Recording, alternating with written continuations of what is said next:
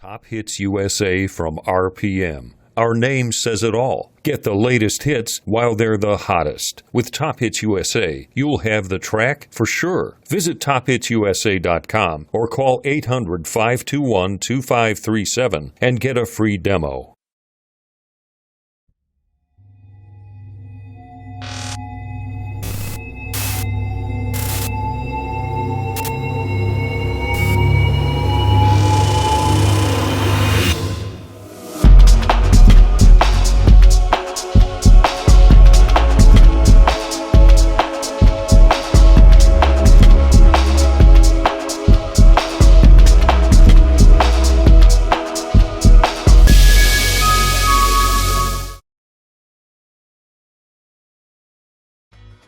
DJ Event Planner will change the way you manage and run your business. Streamline all of your procedures and software into one easy-to-manage system.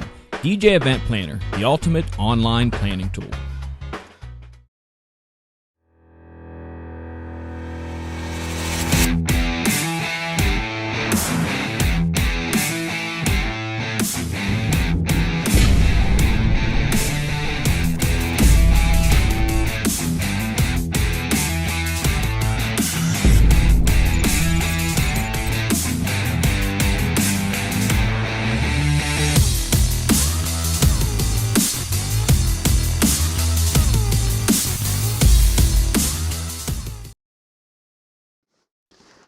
All right, we are back for session number 1, 2, 3 tonight? Yeah.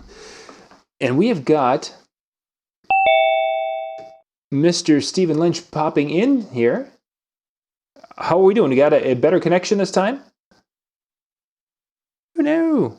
Can't hear you. There we go. I hear your audio. You are live with me.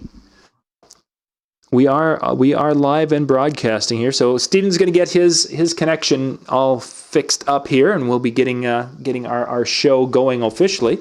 If you're watching us out on Facebook, we're going to be talking photo booth, and we'll be talking photo booth in just a moment.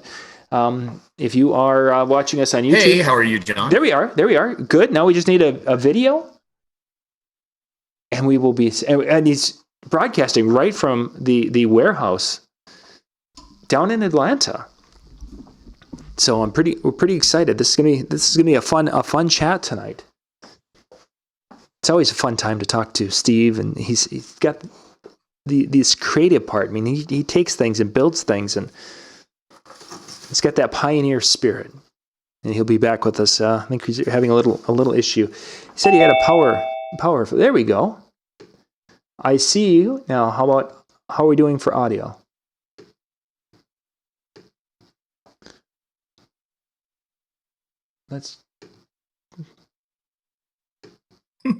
Why does it continue? Why does it keep popping the video? We can try this again. Can you shut your video off and then turn it back on again? Let's try that. For those of you watching us live, we apologize. This is part of the fun of live programming. Is sometimes it works and sometimes it doesn't. No, I don't know how to close that window. Let's see. And then, for those of you wondering why John can't see, it's because John's had numerous eye surgeries, and this is literally how John has to see the screen to turn things off or on, because we have had. Okay, so there you are. I am here. You are there. So I wonder if I don't lose you when I go to I switch and go to a full screen when I go from full screen to putting us side by side. So right now you are on monopolizing the bottom, and I am on the top. So I think what I'm going to do is, again, for those of you watching live, go on. I'm so sorry. I'm trying to switch over to an iOS device right now. Okay. I'm going to try to rejoin from a different. Okay. Yep. Let's give that a try, because it's just really, I don't know what we're doing wrong. So as soon as I hit to put us in gallery mode side by side, that's when we lose his video, which you guys have seen me do this numerous times. So we know it works. It's just not working with our application. I don't know if it's because of the device or what, but we'll see what we can do here. So, or it might be that, again, because I can't see very well, that I'm hitting the wrong button. If you're watching on YouTube, if you have any questions or anything to that effect, I'm not going to be able to follow the chat. There's a lot of great, helpful people who are in the chat room. And then there's Jimmy. No, I kid. We tease Jimmy. Jimmy's a good man. He's been like my right hand guy here for the last few days. Jimmy, thank you very much for your help.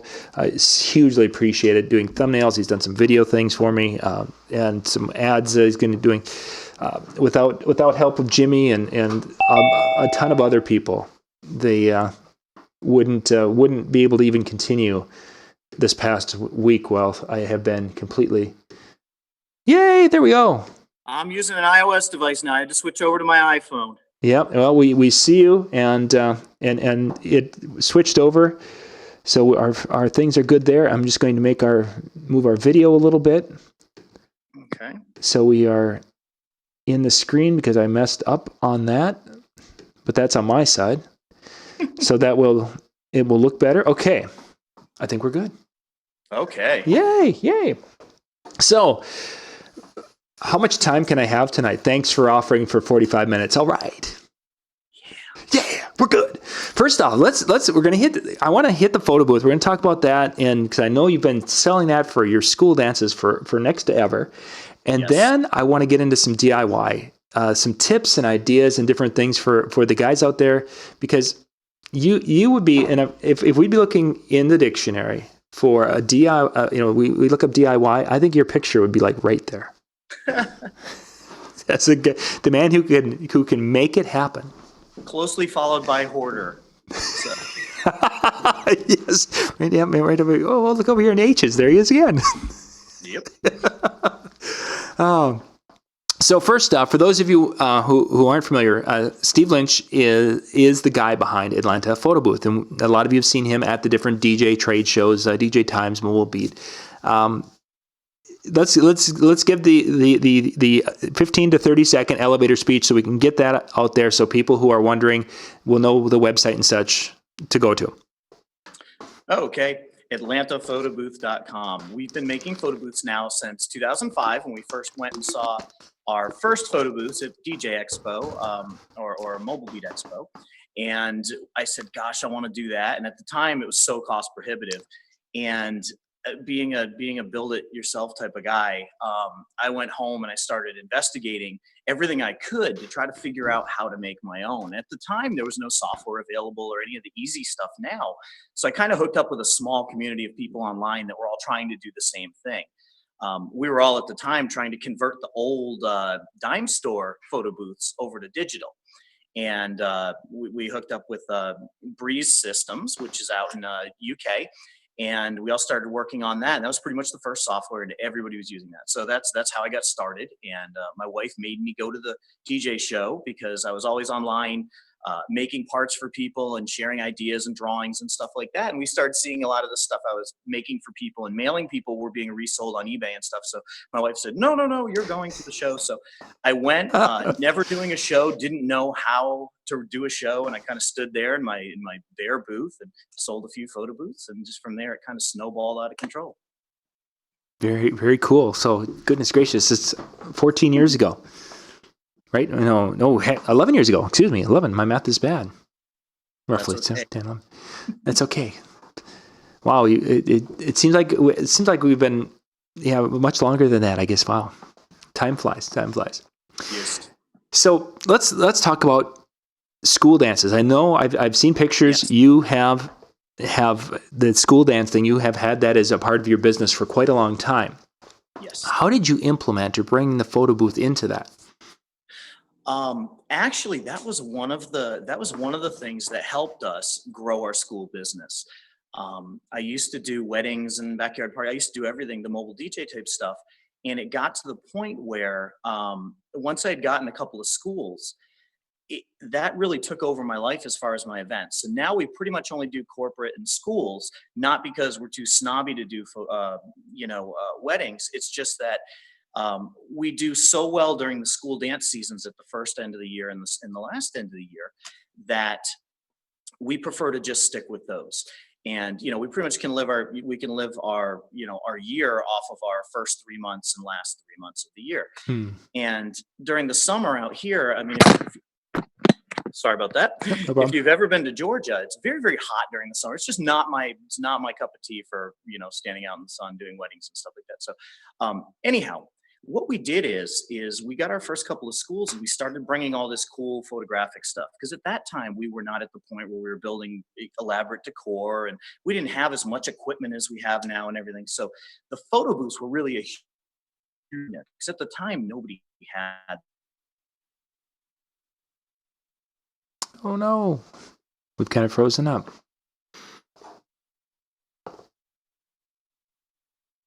So now, gang, are we back, Steve? Yes, I do believe we are. Okay, we're back. You're starting at the time when you guys were first starting out, and that's when we lost you. I'm so sorry. Nobody really had photo booths. So at the time, the photographers were pretty much doing the one pose, put your arms around your girlfriend and take one snap. And then $48 later, you had yourself one 5x7. And, so when we brought the first photo booth, which was an absolute train wreck, the kids they climbed all over it all night. They loved it because they could take as many pictures as they wanted on the spot. So as time went on, we started offering our photo booths and just basically bundling it in. We didn't even offer it to them as an add-on so much as just working it into the price and saying, this is what you're going to have. So now, as opposed to when we first started and we tell them we'll have a photo booth, we had some dances have as many as 4 or 5 now. We'll do like the 360 video. We'll do green screen, which is massive for school dances. I'm sure we'll get into that part. But basically, as a deal closer, nobody else around here really had photo booths. So that helped us glom onto all these schools that wanted the next biggest thing. Well, every year we try to dress it up a little more and a little more and a little more and try to stay a little farther ahead of everybody else in the area. Right. So that, it's hard to catch up. So every year we try to make one big giant investment into something that's going to be, unduplicatable. And it seems like for the last 6 or 7 years, it's been something photographic because the kids just love it. So you mentioned a variety of different booths when you're running 4 at a show. Let's kind of talk about some of the different things for someone who's maybe hasn't gotten a chance to, they've heard of the photo booth, maybe they've seen something local, but they really haven't dug into it. Let's kind of give an idea of what's out there for different options when it comes to the end results that the clients would take away. Sure. You can go many different ways. You can start as far as just owning a camera and a laptop. You can set up a photo station utilizing one of the many softwares out there. The one I prefer is Darkroom. Darkroom Booth is probably the most widely used now. Prior to it being adapted to a photo booth program, it was the program that all the Santa Clauses and Easter bunnies and baseball team photographers, the people that would take photos manually basically and then do a package for you where you could purchase your different things. That was the software that we started off with, and that was neat because it did a lot of things that you could never do before. But Darkroom Booth has actually taken it and made it automated now, so you can set up a laptop and a camera and actually run a photo station that way if you're in the early stages of getting going. From there, there's a bunch of other things you can do. With the standard photo booths, most of them you can leave alone. So we'll do, for example, just entering the dance. Usually we have some sort of a step and repeat setup. That's just the proper, you're coming in the door, welcome to the dance, boom, you get your picture taken there. Define step and repeat for the people who don't know. Okay. When you have the backdrop set up behind you, and a lot of times they'll have branding or logos on it and things like that at the VMAs or the Country Music Awards or whatever, and they'll have sponsors and things. What we'll do is we'll get them from, write this down, there's a company called stickersbanners.com, which is a massive printing company that does online printing. Everybody knows who they are and uses them pretty much. And for as little as, $60, you can get yourself a nice full color 8x8 backdrop printed. And you can, they have a nice designer online, and you can go ahead and do things like put the school logo, your company's logo, the theme of the dance and stuff, and you stagger it. So it's got that neat backdrop. So when kids come in, they take their picture, and it's usually a 4x6 we do there. So you get a nice big picture, and people know, hey, that's from homecoming, or that's from prom. And then once you work your way in, a lot of times we'll work into something else. So we've done some really interesting proms and homecomings in the last couple of years. We've done Walking Dead, we've done Hunger Games, we've done Jurassic Park. So we usually make a giant entrance, and then we'll do some sort of a green screen thing. So you can take a picture, and you'll have a random Tyrannosaurus Rex show up in the background, or a flaming fireball, or whatever. And the kids just love that, because they'll get up and they'll take pictures, and then they get their photo out, and it's like, oh, look at this. We got 4 or 5 different things you're superimposing into the picture with. Green screen is super huge for schools, especially because you can so easily integrate it into the theme. It doesn't really matter what your theme is. You can always find a really neat green screen. So even if it's something like A Night in Paris, just to be standing and have a cool picture in front of the Eiffel Tower or something like that, it's a lot better than just standing in front of a white backdrop, or Right. with 3 balloons or something like that. So the kids really dig that. Beyond that, we often scatter them around the room as well. So we'll have 2 or sometimes 3, depending on the schools. We have a lot of schools that are upwards of 2,000 kids. So you need multiple photo booths, so they're going to be online all night. And when we do those, we'll just have them set up in there where they can do their normal photo booth pictures. And you'll see the kids will be in there all night. And then you can do things like the social media stuff, where you can have them email it to themselves or text it to themselves. That's huge, because you have 2,000 kids that, a good portion of which are going to graduate soon. Right. So say at prom season, they're getting their pictures, they're emailing their pictures to themselves, because, you get 6 kids in a booth. They're not necessarily going to print out 6 pictures. Half the time you find the kids leave the photos all over the ground and just take pictures of them with their phone, because they want the digital. Yeah. So nowadays we give them a digital copy as well, which satiates their need for something they can share. And then that will be accompanied by a nice little email from me saying, hey, it's DJ Steve. Thanks so much for using the photo booth. And remember, graduation season's coming up. If you want to book your photo booth, blah, blah, blah. And a lot of times we'll get 10 to 12 graduation party, bookings off of prom. So you're using that kind of as a springboard, and it just works very, very well. So, it gives the kids something to do when they're not dancing. And it also gives the kids, photos and really cool memories from the night without having to spend $600 or $700 worth of poses with their friends. They can leave with 15 strips in their hand and on their phone and go, oh gosh, this is great. And then you see that stuff propagate on, social media and stuff, shortly after. So it's a wonderful way to keep your name in the forefront. For sure. I want to get back to you mentioned 360 and the green screen, but before I do that, Yes, we're going to hit, because I'll remember those easier than I'll remember this one. You mentioned schools with 1,000, 2,000 students. Can a photo booth work in a smaller school where you're looking at maybe 100 or 200 students? Absolutely. In fact, a good portion of I call it my media gathering. And that is, I do photo booths at all the local churches, elementary schools, things like that. The kids are doing a fall play, and you got 7 kids playing a tree, and, the one is the wood fairy or whatever. And, I'll bring my photo booth to the school, and sometimes they'll pay for it. I'll charge them as little as $200. They're only going to take about 10, 15 pictures, but I get it out in front of everybody. Sometimes if it's my kid's school, or if it's, one of the local churches, I will actually bring it out for the night, almost as like a marketing thing. Right. And so I do it for a very low cost. Basically, I look at it as, I do that a couple times during the week. I make enough to buy 6 or 7 boxes of paper, and I'm loaded up again for a while. I don't like to give stuff away per se, but there's sometimes when, like I said, for the little school plays, or for the, kindergarten graduation, the kids, they don't have a budget for anything for that. Yeah. But those parents end up hiring me for Halloween parties, or for their backyard parties, the subdivisions. We have lots of subdivisions down here, so they have a lot of those neighborhood parties and things like that. So that's one way that we do get in there. We also kind of grease the schools up, and it's not a bad thing to do, to let the teachers know, hey, a lot of teachers are younger. A lot of them are getting started, or at least around here, they're not much older than the kids. These schools give us so much for the school dances, because we do such huge school dance packages and they're so expensive. We don't itemize things. And I kind of give back to the school throughout the year. So I'll tell the teachers, hey, if you're doing a pep rally, you need a couple microphones and a speaker, or if one of you is getting married or something, give me a call and I'll take care of you with a photo booth or whatever.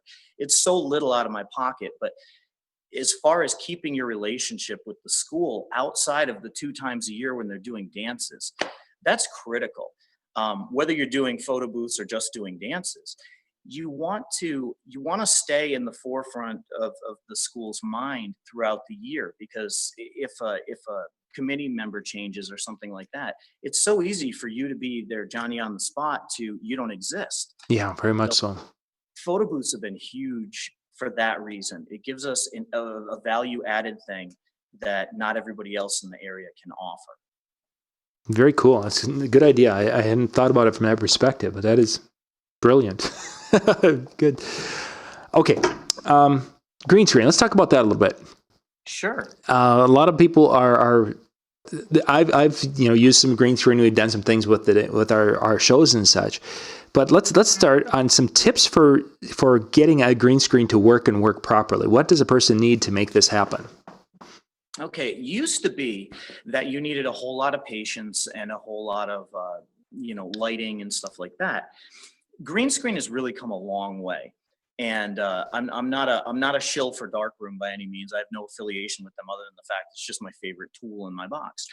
They've changed it now so that you don't have to really set anything up. You kind of turn it on, and you can have a wrinkly green towel behind you and the algorithm will suck the stuff out. So Wow. Whereas people used to be really afraid of green screen because there were so many factors that could mess it up. I mean, even something like the DJ's lights sweeping across the backdrop, or they come out in the hall and they turn the overhead lights off or something like that. And then all of a sudden your photos go just all to seed. Basically what you do now is you just basically make sure that your backdrop is moderately lit. And we even use battery powered lights. We'll use sometimes a couple of uplights, just one on each side, just to give enough for that background to be uniformly green. Or Costco sells these really neat battery powered work lights. They run for about 14 hours. They're just a big flood with no hotspot. I'll throw one of those on the side. Those are in my emergency bag for when I have horrible lighting or something like that. Right. And those things work perfectly. You really don't need fancy or expensive lighting to make green screen work really well. Your flash is going to overcome any lighting issues you have when it takes the photo. So it's not so much a matter of the final product being nice.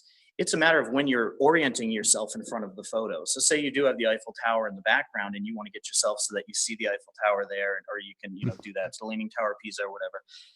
You need decent lighting for that, because when it's live viewing you can actually see the live composite of you interacting with the background. Sure. If you don't have adequate lighting, it'll almost look camouflage. It'll erratically knock out the background. So you'll see kind of ghostly images of what's behind you in real life and parts of the other stuff. So lighting is key to have a nice clean green screen knockout. And the best thing to do is to play with it at home. The worst thing you can do is show up at your first event and learn there. Definitely set it up at home, try it with different light. And if you can make it work in the pitch dark, you're good to go. So if you can shut the lights off in whatever room you're in and make your green screen work, you're golden. So that's usually my bar is, when you're learning it, work with no light. And from there, every other bit of light you have is kind of a plus. For sure. Let's move to you mentioned 360. Yes. Tell me how are you utilizing that? It's something we've been working on for a while in different ways. It used to be you could utilize multiple cameras. If you're familiar with like the bullet time matrix, where the people are in the air and it stops and it rotates them around and you see all the scenery and the stuff hanging in the air and stuff like that. That was our original goal, messing around with that. And that was extremely expensive, and it didn't work as well as we liked. And we started doing, there's a couple of other people out there doing the same type of thing. Sorry, my phone's in low power mode here, where you actually have the camera rotate around the people. So they can do their stuff, and then it takes a video and then slow-mos it so that you see people, dancing or throwing confetti or whatever else. That's a really neat thing that we just introduced this year to our dances, and the kids were just blown away because nobody's had anything like that. And there's some extremely expensive solutions for that out there, but we actually made our own, and it was really neat. And we'll probably be introducing a variant of that at some point. There's another couple companies that came along, and they've been doing it as well, and they're selling them right now. And we're so tied up with the stuff that we're already doing. I don't like to have 3 brand new products, working at one time. So I have to kind of put that off, but it's still so new. But basically what that does is it gives people media as opposed to just a photo. So have you ever played with your iPhone or something like that and take a picture of the dog, and then it does the slow-mo and the dog jumps up and grabs the ball, and it's, you see slobber and everything. It's really neat. Yeah. I've never been a massive slow motion fan because of the amount of work that goes into doing slow-mo video. However, when doing it in a short burst, it's actually rather effective because, slow motion, it slows down real life. And my mantra has always been, boring in fast motion is 10 times more boring in slow motion. So you really want something going on. You know what I mean? You need something exciting happening if you're going to slow it down. If somebody's face isn't reacting from a slap, or a balloon's not flying by or something like that, just standing there and turning your head is not interesting in slow motion. But the kids will go crazy. They'll get up there and dance, or they'll they'll swing their hat around or whatever. And it's a really cute little clip. And then they can get that on their phone and they post it on Facebook and stuff like that. So that's something I think you're going to see a lot more of. Somebody's going to develop that further. Right now, there's not even any software or anything involved in the 360 video stuff. It's basically utilizing people's phones or a DSLR or something like that. And it's really neat. I mean, keep your eyes out for that. I promise you that's going to be huge. Everybody's been trying to do it with the multiple cameras, which is extremely expensive. I mean, if you've ever bought one GoPro, multiply that by 38. Yeah. 38 GoPros that's a multi-$1,000 investment to take, 38 photos and then composite them.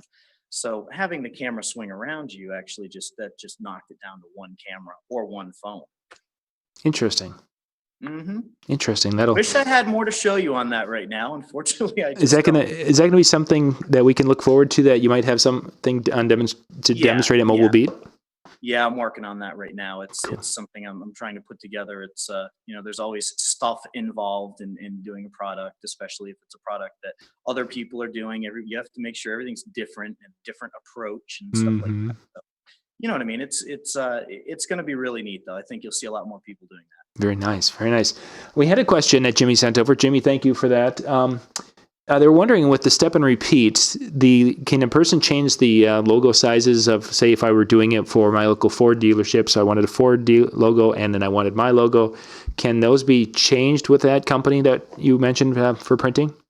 Yeah, absolutely. They have a neat little thing online that allows you to, it basically segments it up into squares or in circles, or however, you can choose multiple patterns to start with. And you just drag your images in, and then you squeeze them and pinch them and make them the size you want. And then you place them. So you can make it auto repeat, where it'll auto repeat every third spot and then stagger them as it goes down. Or you can do one giant one in the middle and then have the other stuff, propagate around it. Or you could simply send them one really large JPEG. That's one of the things we do for a lot of our school dances, is we'll have backdrops printed just for scenery. So if I'm doing something like a cityscape or something like that, I'll have a 20-foot cityscape printed out and just unroll it and hang it, basically. And that takes up a good portion of the hall. And now any stuff we put in front of it, like scenery and stuff like that, looks a lot more multi-dimensional than just paper bag on the wall or something like that. Yeah. And it's very easy to set up. It's breathtaking in its presentation, but it takes you 15 minutes maybe to unroll it and put it up nicely. And so those are wonderful. And yes, with the printing, you can print absolutely anything you want. It can be a photo from your vacation, or it can be the most professional looking step and repeat you'd like. And once you do it online, they proof it for you, and then they just mail it to you. There's a couple other companies. There's another one in Los Angeles. I think they're Step and Repeat LA or something like that. And those guys are the same type of company. That's pretty much all they do.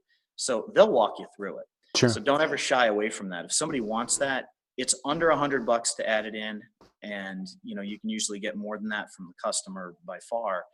And it's super popular. I mean, I can't tell you how many times during the week it gets annoying sometimes, because I'll have people call constantly, and I almost just want to send them to that company, but they'll call me for the backdrop, and I'll just put it together, and I make $85 off it or whatever, and I make it and deliver it to them.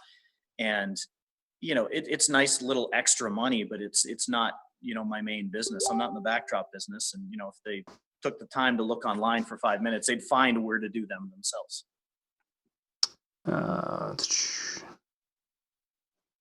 Okay. I think they were talking.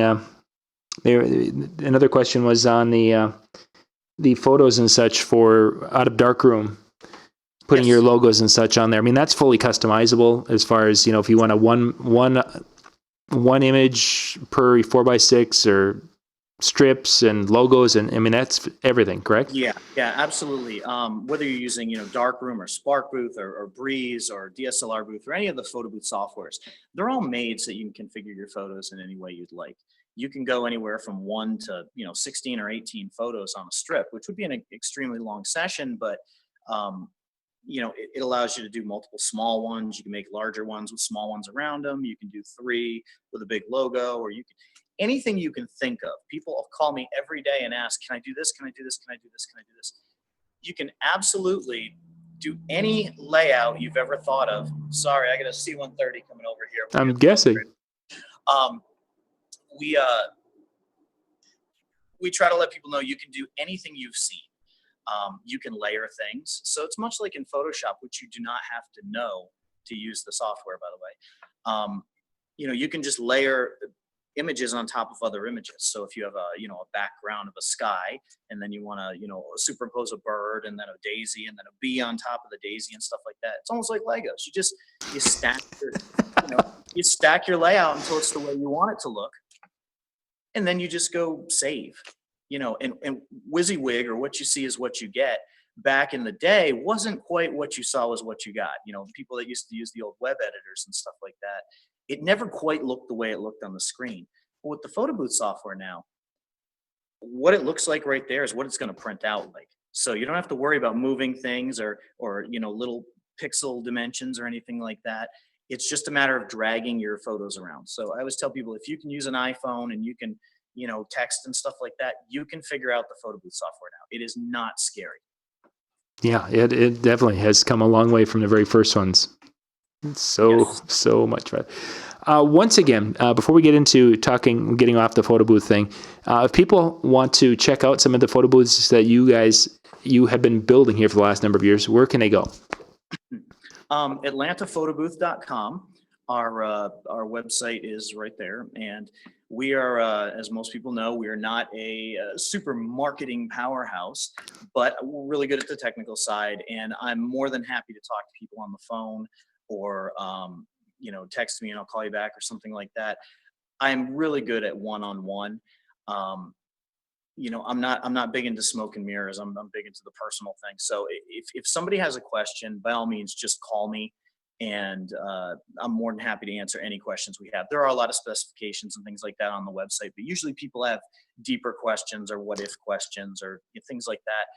Just call me. I'm not going to try to sell you. I'm just going to tell you whatever you need to know, and then when and if you're ready, come on back to me. But until then, I'm happy to answer any question, no matter how big or how small, because I realize that when I started, I didn't know anything, and I still don't know it all. There's a lot of really smart people out there that are doing a lot of stuff. So I've always got my eyes open, and every time I learn something, I like to kind of drop that nugget on my friends, and they'll either say, "Hey, I knew that," or "Wow, that's great." So Yeah. call me with any Yeah. Sounds great. You guys can go check that and find phone numbers and such there. Okay, now let's get into, and I mentioned earlier in the show that you are probably one of the most DIY guys I know. You see something and you're going to figure a way to make it work. First off, you've got tools that most people don't have in your workshop. Yes. Kind of give us an idea of what types of things are in the Steve Lynch workshop. You want a real quick tour? Could we? I think we can do this. If we. All right, let's see. So first off, one of the things I have right here is a CNC machine. This is my bread and butter. I love this thing. This is the basis for every tool or every device I make.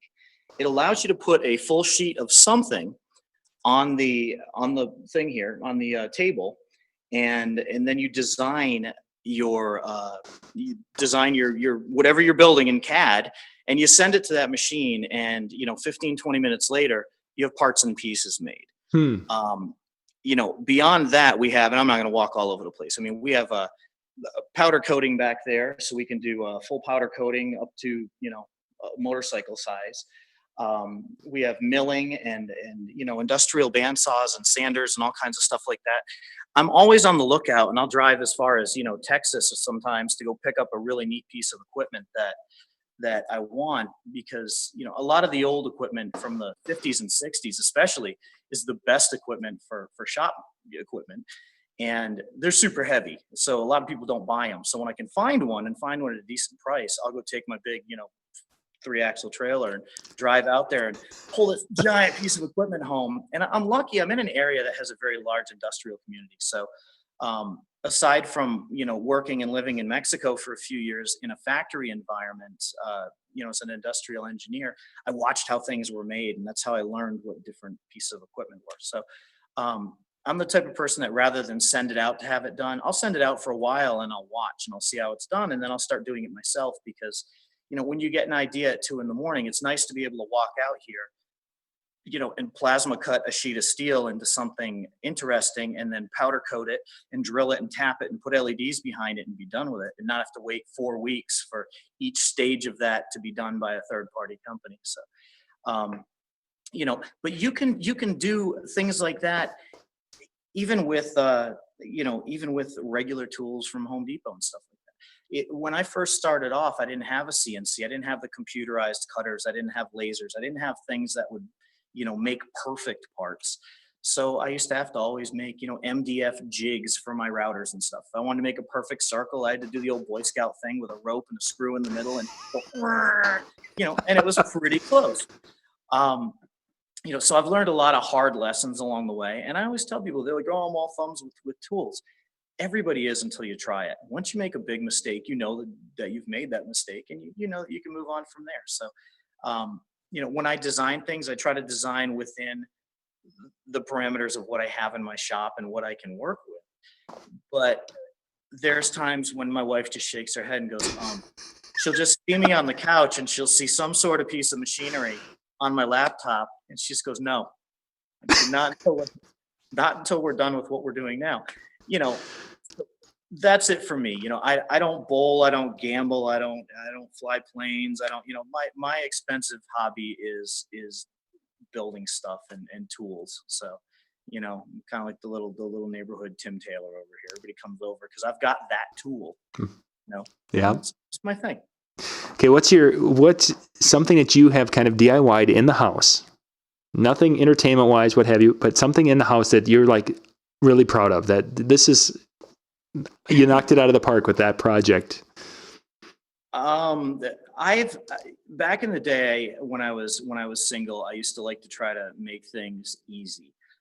We had a beer conveyor in my old house. We had a small one of those little beer fridges.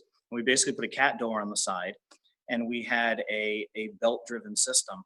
So basically, the beers would fall down onto the belt into the little groove, and when you hit the remote on the couch, a beer would come drive down, and then the guys could reach up behind it and grab a beer.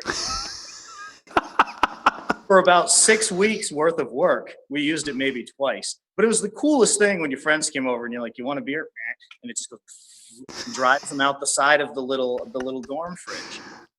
So that was one neat thing. I've made kind of like you see in the Disney movies with the inventor dads. I always try to build things, and a lot of times they don't work. So, I have a massive junkyard of failed projects, but that's really hard to tell. I mean, a lot of times my kids will come out and just say, "Can we do this or can we do that?" I mean, we've made catapults that were incredibly accurate for school projects.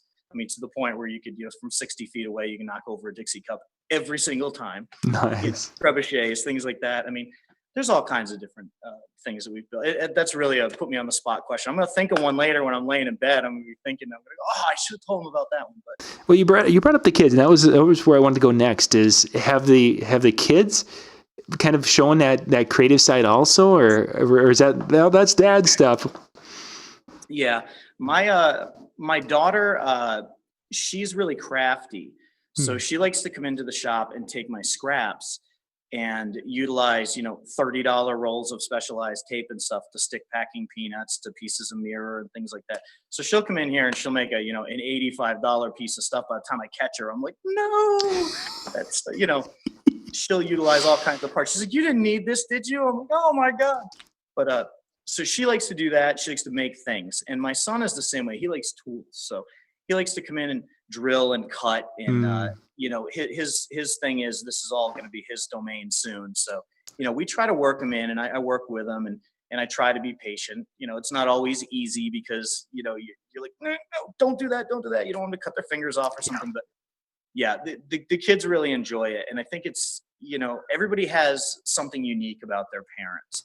And I'm not a super athlete. I'm not that's just my interesting thing is everybody just knows, their daddy is the one that makes stuff, so that's me. I'm the make stuff guy. Yeah. Cool stuff. Steve, your phone's probably going to die here, so I'm going to let you go. One more time, if people want to get in touch with you, what's the best way to do that? AtlantaPhotobooth.com, or you can reach me at steve@AtlantaPhotobooth.com. 99% of the time, my wife, Teresa, who pretty much runs everything, she keeps me in line. She'll be the one to respond back to you, so be nice until it's me, and then you can be, but she'll be responding from my email usually. And, if you need to talk to me about something, like I said, you can always reach me on my phone. My phone's on the front page of the website. That's my cell phone. It's not my, not my work phone. So, just be kind and when you call, but I'm up late usually. As tonight, as soon as you're done, I'm going to turn around and fire up machines and get back to work. I have orders that have to go out. So that's what I'll be doing this evening. Busy time. Steve, thank you very much for your time tonight and your knowledge and insight. It's some great stuff. Oh, I really appreciate it. Thanks for having me, and take care of those eyes, buddy. Yeah, well, that we definitely will. We're going to go to show 4 here, starting in about 15 minutes here. I got to take a break and go tuck my kids in tonight. So we'll be back in just a few. Thanks, Steve. Good night. See ya.